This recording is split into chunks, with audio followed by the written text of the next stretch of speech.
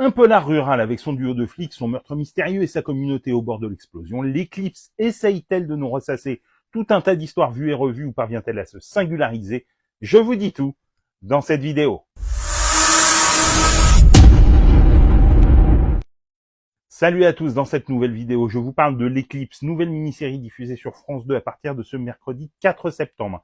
Réalisée par Franck Brett et écrite par Hélène Duchâteau, Céline Lorne, Baptiste Filleul et Fabien Champion, l'Éclipse met en vedette Anne Charrier et Claire Cain qui jouent deux gendarmes, Manu et Johanna, et la série raconte comment un soir d'éclipse, Lucas tire accidentellement sur sa petite amie Nour avec l'arme de service de sa mère, Manu.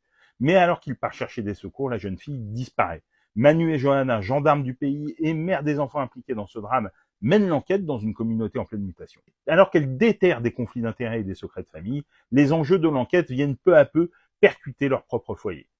Disons-le tout net, l'Éclipse est vraiment une excellente mini-série à la jonction entre la série policière et la saga de l'été. On a affaire à un véritable page-turner en images, d'une précision diabolique et millimétrée. Ça pourrait être une énième adaptation littéraire, mais non, il s'agit là d'un scénario original.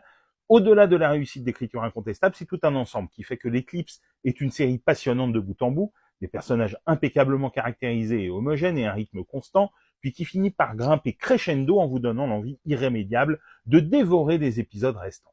Dans une enquête aux multiples ramifications avec ce qu'il faut de fausses pistes, comme dans tout thriller qui se respecte, l'Éclipse ne s'appuie pas uniquement sur des facilités narratives, ce qui lui permet non seulement de maintenir l'attention, mais également de ne pas lasser le téléspectateur avec des rebondissements artificiels. Le récit, touffu, dense, intelligent, avance sans faiblir. Chaque pièce déplacée sur l'échiquier fait sens avec la suite, et rien ne s'avère être au final être de la poudre aux yeux pour étirer l'intrigue. On est tout à la fois séduit par la justesse de ton, d'emblée plongé dans un profond mystère avec ses sous-intrigues qui se développent petit à petit et admiratif de la tournure que prennent les événements. C'est en partie grâce au travail impressionnant des interprètes qu'on accroche encore plus.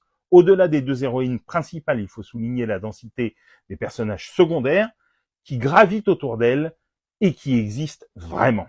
On saluera notamment la présence de Thomas Joannet et Armel Deutsch, comme toujours d'une crédibilité sans faille, la justesse et l'humanité d'un impeccable Hubert Delattre, et on évoquera aussi les jeunes Émeric Fourgeron et Héloïse Ray, intense et juste. Mais c'est évidemment le tandem Anne Charrier et Claire Cain qui fonctionne formidablement bien. Les deux comédiennes semblent s'entendre parfaitement et leur cohésion est l'une des grandes réussites de la série. Si on n'était pas dans une mini-série, on n'aurait qu'une envie, c'est les revoir très vite, dans une autre histoire avec ces deux personnages. Anne Charrier toujours parfaite dans le balancier entre drame et émotion, et Claire Cain pleine d'intensité et de fougue.